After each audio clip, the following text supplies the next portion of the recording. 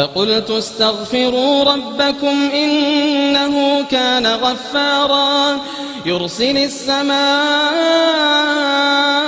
عليكم مدرارا ويمددكم بأموال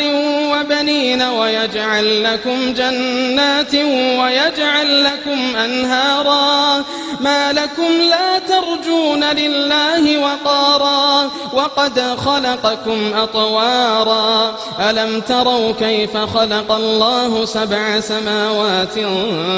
طباقا وجعل القمر فيهن نورا وجعل الشمس سراجا والله أنبتكم من الأرض نباتا ثم يعيدكم فيها ويخرجكم إخراجا والله جعل لكم الأرض بساطا لتسلكوا منها سبلا فجاجا